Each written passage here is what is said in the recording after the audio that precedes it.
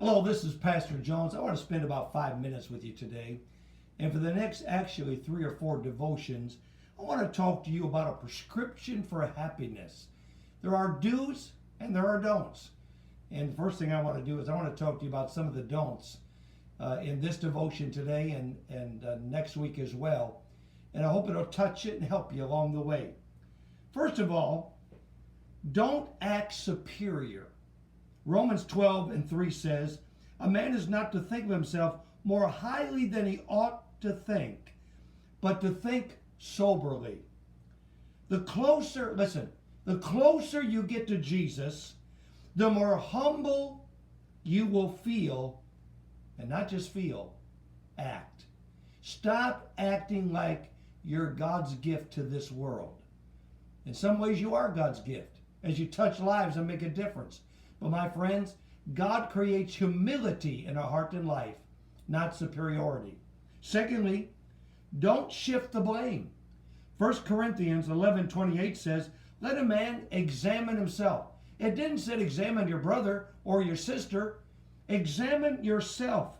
Most of our troubles, listen to me, are of our own making. You ever hear the old saying, you made your bed, now you lie in it? That's a true statement. We make our own problems. My friends, don't shift the blame. Take the responsibility. Thirdly, don't belittle other people. Matthew 5:22 says, "Whosoever shall say to his brother, 'Thou fool,' shall be in danger of hellfire." You are tampering with fire when you try to make someone look foolish. We're called to build up and edify, not to put down and make people look foolish. If you want to be happy, don't belittle other people. Number 4, don't dodge issues. Procrastination is a thief. As we make our way into this new year, stop putting off what you need to do today. Do not be a procrastinator. Happiness cannot be found in procrastination. Number 5, don't forget to do the right thing. That's difficult and challenging in this 21st century. I understand that. Forgetting becomes an easy way of finding it inconvenient to do something you know you ought to do.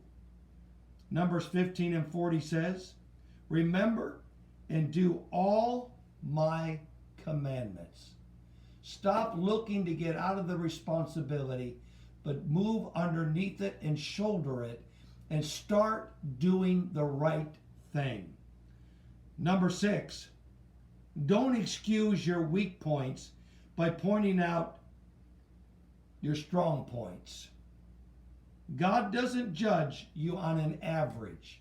This ain't the classroom. He judges your progress in Christ. How much progress are you making? Live up to what God is calling you to be.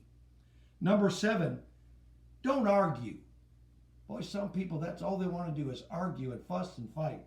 Don't argue if you want to be happy. 2 Timothy 2:24 says, "The servant of the Lord must not strive. Nothing is ever won by argument." Enough of the argument. Let's put down the weapons, so to speak, and the words and come together and get something done for God besides argument. Number 8, don't make excuses. Alibis are distasteful. Confess your faults if you want to get rid of them. James 5:16. I said confess them. Face them. Come to grips with what you need to come to grips with so that the cycle can end and true happiness can once again enter into your heart and life. I'm going to pick this up in our next devotion because I'm sure of this. Everyone under the sound of my voice wants to be happy, but to do so, there are some things that we cannot allow to happen in our heart and life. I'll see you next time, and I hope I gave you something to think about. God bless.